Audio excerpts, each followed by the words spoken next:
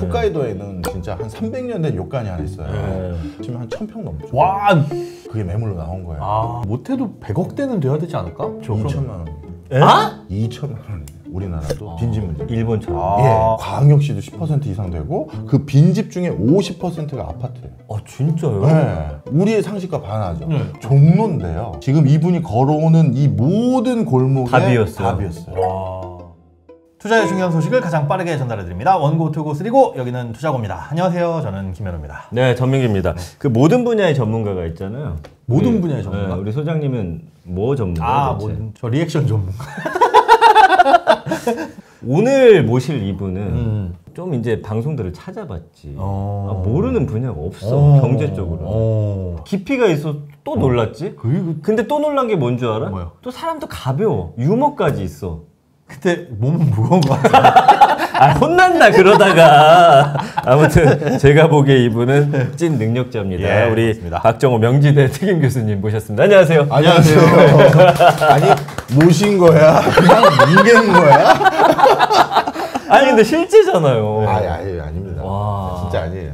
진짜 막 턱달식 하시고 정말 요새 모르는 게 없는. 방송 활동 많이 하시는데. 우리 이 투자고도 마찬가지지만 다 지인을 빙자해요. 아, 한번 나와. 뭐 이렇게 정말 아무리 제가 싼 맛에 쓰는 학자지만 너무합니다 진짜.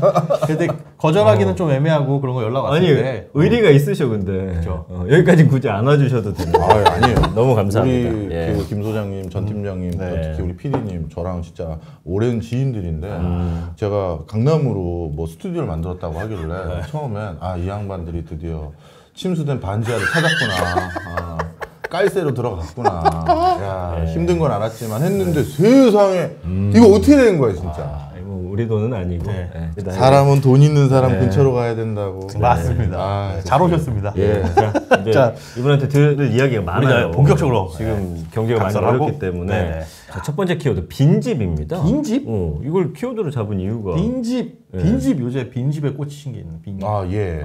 사실 뭐 요즘 부동산의 흐름이 좀 바뀌어가고 있잖아요. 네. 저도 동의하는 편인데요. 그런데 이 부동산의 흐름이 바뀌어가면서 그 다음 부동산 현상을 설명할 제일 좋은 키워드가 뭘까 찾다가 이 단어가 제일 적합해 보여서 가져온 게 빈집입니다. 아니 다음 현상에 다음 부동산 현상? 네, 지금까지는 영끌, 부동산 불패, 벼락거지 약간 이런 범죄 단어들 공통적인 어떤 인식이 있잖아요. 네네. 근데 이제 그러한 시기가 가고 그 다음 부동산으로 가장 큰 이슈가 될 만한 건 이제 우리나라도 빈집 문제입니다. 일본처럼.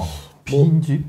지금 빈집이 있어요, 근데? 일단 통계청 자료를 바탕으로 말씀드리면 네. 인구주택 총조사 자료 2019년도입니다. 네. 우리나라의 지금 빈집의 비율이 전체 집 중에서 몇 프로냐면 2019년도임에도 불구하고 9% 선까지 왔어요. 9%? 예. 그러면 2022년도니까 지금 10%가 넘었을 거예요. 당연한 거고요. 예. 그럼 이제 또 여기서 이런 생각들을 하시더라고요. 저기 어디 도매 산골에 그렇지. 있는 맞아. 산 밑에. 네. 저한테 그러시는 거예요. 아유, 저도 삼시세끼 이런 거 가끔 봤는데 빈집 많더라고요. 저기 섬에 뭐 빈집이 있고. 아닙니다. 지금 광역시 빈집이 10%가 가까워졌어요. 광역시요? 예. 광역시 빈집? 부산 10% 가까이 되고요. 울산 10% 되고, 대구가 좀 적어서 한 7%선 되고, 그 다음에 광주 10% 되고, 이런 수준까지 왔어요. 나 거짓말이 아니고 지금 약간 진짜 소름 돋았어. 나도. 아니 어디 빈집이 어디에 있고 왜 있는 거예요? 이거 한번 퀴즈로 내볼게요. 네. 우리나라 단일 지자체 단위 중에 시군 단위로 해서 네. 이거 맞히면 제가 적당한 날 잡아서 오늘 여기 전체 스텝 오늘 많이도 오셨네. 우리 100명 넘는데. 네. 전부 다 제가 저녁 회식 한번 쏩니다. 진짜 좋아요. 네. 단일 지자체 중에서 빈집 비율이 가장 높은 지자체 어딜까요? 단일 지자체? 시나 군 단위, 뭐 동 이런 거 말고. 군 단위 중에서 네. 요게 가장 빈집 비율이 높은. 네. 난 수도권일 것 같아. 그러니까 이 질문 내신 거 아닐까? 그러니까. 근데 서울을 단일 지자체로 봐야 되나요? 서울시는 시니까 단일 지자체죠. 그렇게 본다. 서울은 아니겠지. 아니 근데 아니겠지 했는데 서울이지 않을까? 난 인천 갑니다. 인천. 저는 서울. 역시 이 사람들은 정상적인 사람들. 서울에 빈집이 어딨니? 못 맞출만 한번 똑같네. 나 진짜. 어디에요? 태백시예요. 태백시. 태백. 네. 근데 빈집 비율이 30%가 넘었어요. 30%요? 10채 중에 3개가 빈 거예요. 와. 진짜 심각하네. 네. 그럼 왜 이렇게 빈 거냐? 이게 요즘의 경제 상황과 트렌드를 맞물립니다. 우리나라를 가만히 보면요. 경제 위기가 한 번씩 있을 때마다 어떻게 되느냐? 지역에서 전출자는 늘고 전입자는 서울이나 수도권이 늘어요. 왜냐하면 간단히 말씀드리면 지역의 여러 경제 거점 도시들을 보면 특정 산업군을 중심으로 생태계가 형성돼서 발달되어 온 도시들이 많죠. 네. 포항 그러면 뭐 철강, 울산 그러면 뭐 조선 자동차, 뭐 창원 그러면 석유학 뭐 이런 게 있잖아요.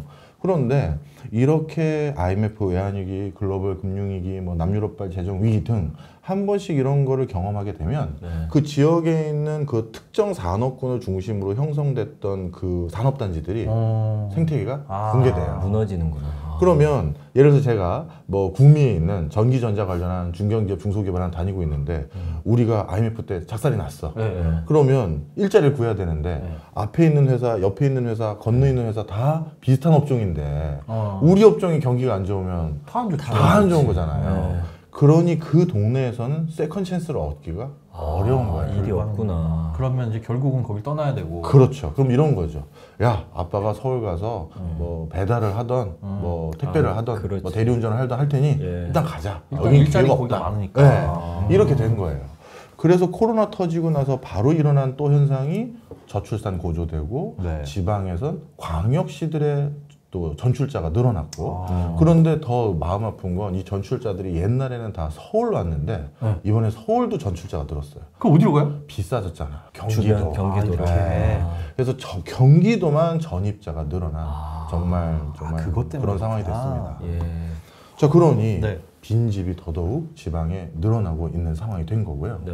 그 다음에 또 한 가지. 이렇게 빈집이 늘어나면 이렇게 생각하시는 분들이 계세요. 아, 교수님. 100채 중에 10%가 빈집이라고 하면 10채 빈 거니까 그냥 그게 큰 문제가 되나요?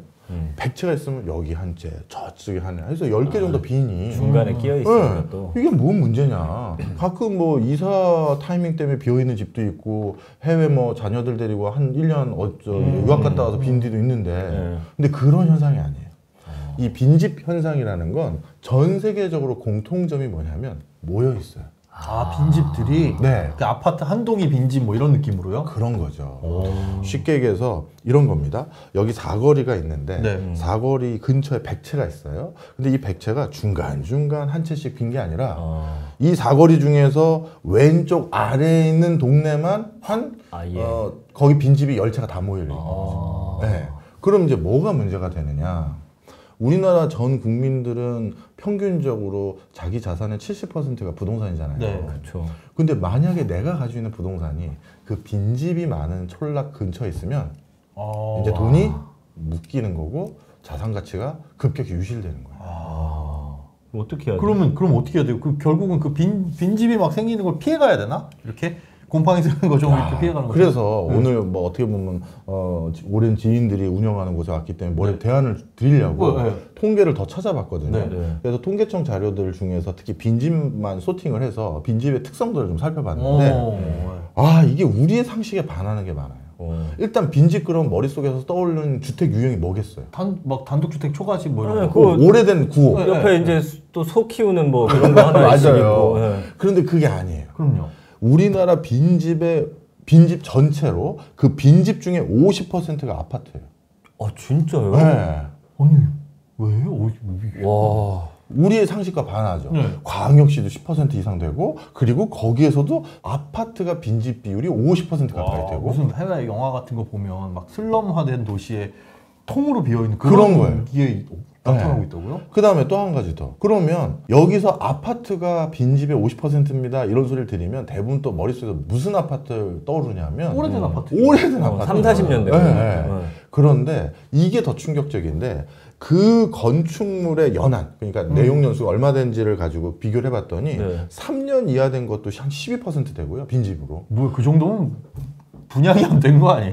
그런 거죠. 미분양 자체로 빈집이 되는 데가 있고 그 다음에 30년 이상 된 것도 한 20%밖에 안 되고 굉장히 균질해요. 그 집이 오래되고 새 거고 상관없이. 네. 그러니 뭐야? 우리가 빈집촌 근처에 내가 집 사가지고 팔지도 못하고 담보가치 떨어지고 이게 큰 문제 생기는 걸 피하기 위해서 예를 들어서 새로 된 아파트. 구옥 같은 거 사지 말아야지 새로 된 아파트 살아야지 맞아요. 이 로직이 성립이 안 돼요. 그럼 어떻게 해야 돼요? 뭐 어떻게 아니 피해가- 이렇게 되면 갈수록 서울이랑 경기도 더 과밀화가 심해질 수밖에 없는 거잖아요. 그럴 가능성이 높아요. 그래서 아직은 이 부분에 대해서 우리나라는 어떻게 진화 발전할지를 더 지금 모니터링. 이제 우리도 처음 보는 현상들이니까 그러니까요. 지금 많은 연구들을 하고 있는데 아직 확실한 대안은 못 찾았고요. 한 가지는 이제 컨센서스가 하나 생긴 게 있어요. 제가 이런 주제를 가지고 이제 건설회사들의 이제 높으신 분들만 모여 있는 그런 조합 같은데 거기 가서 강의를 갔더니 몇 분이 갑자기 미소를 막 머금는 거예요. 그래서 옆에 있는 건설회사 CEO하고 뭘 하면서 야, 뭐 이러는 거예요. 좋아해요? 네, 그래서 제가 저 죄송한데 잠깐만 제가 뭐 강의 방해돼서 그런 게 아니라 어떤 이유로 이렇게 약간 미소를 지시니 궁금합니다 했더니 아 교수님은 사회 현상을 공부하는 뭐 이런 교수니까 우려를 하실지 모르겠지만 우리 업계 쪽에서는 호재되는 거예요. 왜? 왜 빈집이 들어왔는데 그게 뭐가 호재예요? 이해가 안 재건축 돼. 재개발. 한쪽 동네가 거의 다 비어 있다면 네. 재건축 재개발로 한 번에 개발하기가 하기가 쉽다. 훨씬 쉽다고 생각하신 거예요. 아. 또 싼 값에 한꺼번에 걷어들여가지고 네. 사실 그런 생각을 하신 건데 그분들은 짓는 사람이니까. 그 사람 짓는 사람이니까 아. 그 조합원들 다 쫓아다니면서 사인 받지 힘들죠. 않고 대부분 비어 있으니 그러네. 아주 쉽게 개발할 수가 있다 생각을 한 건데 이게 또 큰 착각입니다. 근데 오래돼야 개발할 수 있는 거 아니에요? 이게 네. 단순히 예전에는 오래되고 빈집 많고 그러면 개발 빨리 될 수 있다 이런 인식들이 있었는데 네. 이게 일본에서도 이 루틴한 공식이 깨져버렸어요. 왜냐하면 이제 초고령 사회를 한참 진입하고 나면 어떻게 되느냐 나이 드신 분들은 이동 안 해요. 움직여요. 예. 많이 사요. 거기 계속 살지. 네. 내가 무슨 부귀영화 누리겠다고 새 집, 새 아파트 들어가서 뭐해? 맞습니다. 이렇게 빈집촌이 많이 형성되어 있는 곳에 뭐 40대나 50대나 이런 분들이 생기면 네. 그분들에게는 한 3, 4년 또 길게 5년만 어디 갔다 오시면 좋은 집에다가 돈까지 얹어서 드릴게요 하면 바로 사인하지. 사인하고 뭐 더 줄 건데 하고 가세요. 예. 그런데 나이가 이제 한 60 넘고 70 되면 안 움직이세요. 그래서 이미 이 골목 전체에서 절반이 빈집에 있고 그래서 상가들이 다 없어져서 정주여건도 많이 훼손된 그곳에 어르신들이 띄엄띄엄 사는 동네가 지방에서도 많고 일본은 더더욱 많아요. 그래서 그 일본에서도 많은 건설회사들이 거기 가서 뭔가 새로운 뭐 실버타운이라도 건설해 보려고 사인을 받으려고 하면 어르신들이 안 해주는 거예요. 그러니까 이게 예전처럼 빈집이 많으면 개발 호재로 바뀐다 이 공식도 안 맞는 쉽지 않구나 또. 네. 아니 일본 보니까 도쿄에서 1시간만 나가도 빈 아파트가 있는 거야. 내가 좀 깜짝 놀랐거든요. 우리나라에도 이제 근데 생각해보면 우리나라도 서울에서 1시간을 나가면 네. 꽤 멀리 나가는 거잖아요. 거기에 빈집이 있는 건 사실 거기서 살면서 출퇴근하는 거를 아니지. 그건 아닐 네. 것 같아. 그리고 그렇게 되면 이제 인프라도 사라지잖아요. 그러니까. 여기에 병원, 아니, 뭐 하다못해 편의점도 안 생길 거고. 아, 두 분 좀 사시는구나. 왜요? 요즘 뭐 1시간 이상 출퇴근하는 사람들이 얼마나 많은데. 아니 그건 막혀서 그런 거 아니야? 저도 여기 1시간 걸립니다. 저도 여의도에서 여기까지 1시간 만에. 아니 잠깐 드는 짧은 생각이 지금 강원도 쪽이 핫하잖아요. 태백은 어쨌든 강원도잖아. 네. 물론 거기 이제 뭐 광산이나 이런 게 있어서 그런지 모르겠지만 그쪽은 약간 투자 가치가 있을 수도 있겠다는 생각이 좀 들거든요. 아는 형이 네. 서울에 집을 팔고 일산에 하나, 그다음에 양양에 아파트를 하나 두 개를 사가지고 주말에 왔다 갔다 하면서 근데 굉장히 그럴듯해 보이더라고. 멋있는데? 나도 좀 해보고 싶다는 생각도 네. 들고. 이것도 좀 말씀을 드릴게요. 사실 누구나 우리가 꿈꾸는 모습이죠. 세컨하우스 하나, 펜션이나 주말농장 하나 그러니까요. 가지고 네. 가족들끼리 금요일 저녁 때 딱 가서 주말 보내고 오는 거. 사실 이러한 어떤 풍습이라고 하긴 그렇고 이런 문화 패턴이 네. 일본에서 먼저 있었었어요. 아 그런 거예요. 네. 1980년대 후반에 일본 경기가 너무 좋았을 때 그때 마침 우리처럼 세컨하우스 붐이 있었던 거예요. 그리고 간간히 그때는 뭐 에어비앤비는 없었지만 뭐 간간히 뭐 누구에게 빌려도 주고 하면서 그게 있었는데 지금 그게 어떻게 됐느냐? 자, 80년대 후반이니까 그때 경기 한참 좋았을 우리 나이 또의 어떤 아버님들이 그치. 뭐 세컨하우스 가지고 있는데 그 아버님 은퇴하고 그걸 자식들에게 물려줬을 거 아니에요. 네. 근데 거의 40년이 지났다 보니 이제 자식들도 은퇴할 나이가 된 거예요. 어. 그러다 보니까 그 자식들이 아버지가 나에게 물려줬던 그 세컨하우스인 펜션을 이미 이제 벌써 구닥다리 됐고 본인도 그 집까지 이제 경제활동도 안 하는데 들고 있자니 부담감이 있을 거 아니겠습니까? 팔아버리는구나. 다 내놓기 시작한 거야. 그런데 항상 이게 참 특이한 게 부동산은 동시다발적인 매수 세력, 동시다발적인 매도 세력이 생겨요. 그 희한해 진짜. 왜냐하면 베이비 부머 세대들이 예. 학교 다니다가 학교 졸업하고 시집장가 갈 때니까 주택난 생기죠. 비슷하지, 그쵸. 그때는 대거 그냥 주택난 생기는 거예요. 근데 그 사람들이 또 대거 은퇴할 때는 이제 스몰한 그 작은 어떤 생활을 지향하고자 또 다시 파는. 그런데 살 사람 또 없는 이런 상황이 생기거든요. 그래서 지금 일본 같은 경우는 우리로 따지면 아까 양양이라든가 경기도 광주, 뭐 가평, 포천 이런 나름대로 좋은 인근의 관광지에 해당되는 곳에 세컨하우스, 펜션 같은 게 단돈 1엔의 매물로 나와요. 1엔이요? 1엔. 10원 아니야? 10원. 이것도 생각해볼 문제다. 그럼 지금 그죠. 붐인다고 해서 이번에 코로나 때 저도 하나 본 거가 있는데 제가 간간히 뭐 매년은 아니지만 그래도 2년에 한번 꼭 그 료칸 가는 홋카이도에는 진짜 한 300년 된 료칸이 하나 있어요. 거기 할머니 할아버지들이 너무 정성껏 이렇게 또 서브도 해주시고 그 정말 물도 좋아서 진짜 간간 갔었는데 이번 코로나 한파 때 관광객들이 안 와서 그게 매물로 나온 거예요. 300년 된 료칸이. 평수도 워낙 이제 관광이 너무 많이 오니까 증축을 해가지고 원래 료칸 있는 거에 추가적으로 하다 보니까 무슨 진짜 뭐 미로처럼 가야 되는 진짜 복잡하게 이제 된 거거든요. 그 전체 요건이 매물로 나왔는데 얼마일 것 같으세요? 몇 평이 정도 돼요? 평수로 주차까지 다 합치면 한 1000평 넘죠. 와, 1000평 넘으면 그래도 한 글쎄 거기 부동산 시세를 모르겠지만 못해도 뭐 100억대는 돼야 되지 않을까? 근데 싸니까 물어보셨겠지. 그렇죠. 2천만 원이에요. 아? 2천만 원이에요. 2천만 엔? 2천만 원! 야, 2천만 엔도 말이 안 되는 2천만 원? 우리 이러고 있을 때가 아니야. 어떻게 세실 좀 해? 가자. 그거 사야 되는 거 아니야? 진짜 그런 상황이에요. 왜냐하면 심각하구나. 이제 그 할아버지 할머님들도 진짜 고령이셨거든요. 근데 그 후미진 지방의 도시에서 그 요간을 운영할 젊은 일본인들은 없어요. 없죠. 그치. 그러다 보니까 이제 매물 가격이 자꾸 낮아지다가 그 금액까지 내려온 거예요. 아니 근데 이거 그럼 이제 어떻게 해야 돼요? 빈집 이야기 해주셨으니까. 지금 이 빈집이 누구도 소유하지 않은 빈집이 아니잖아요. 그냥 아무나 들어가 살아도 되는 빈집이 아니라 그럼요. 누군가는 소유를 하고 있는 사람이 안 사는 집이라는 거죠. 맞습니다. 결국은 그걸 집 없는 사람한테 나눠줍시다 이렇게 되는 것도 아닌 거고. 예, 이거를 여기 있는 두 분에게 그 한번 공유 드리려고 제가 일부러 저장해 왔던 게 있었는데요. 뭐냐면 종로인데요. 종로? 종로의 옥인동인데 네. 바로 광화문 청사 경복궁이 보이는 곳이에요. 거기에 빈집을 모 방송국에서 바로 취재한 건데 서울의 한복판의 종로입니다. 그래서 이 전체 골목이 다 비어 있다라는 걸 지금 말씀하고 가는 거예요. 서울에도 빈집이 있네. 네. 지금 이분이 걸어오는 이 모든 골목에 다 비었어요. 다 비었어요. 와.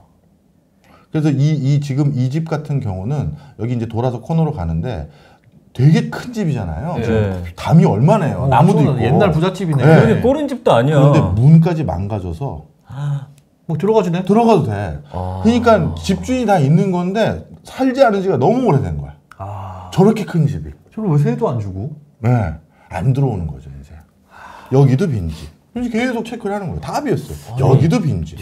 이거 나중에 진짜 큰 문제 되겠다. 지금 아파트 계속 공급하는데 지금 봐봐요. 요즘에 20몇만 명 태어나잖아 지금. 네, 맞아요. 애들이 이제 윗세대 싹 가고 나면 이제 걱정이네 진짜. 진짜 미래가 되면 심각해지겠네요. 자, 그래서 여러분들께 첫 번째 오늘 말씀드릴 부동산 트렌드의 중요한 변화. 뭐 이걸 누군가 잘 활용하실 분은 알아서 활용하세요. 네. 서울 한복판에 내가 큰 기와집을 갖고 싶다. 잘 찾으면 있을 수도 있다. 그러네. 역발상으로. 네. 그건 알아서 하시면 되는 거고. 그래서 제 영역은 아니고. 이런 현상이 이제 본격화되기 시작했다.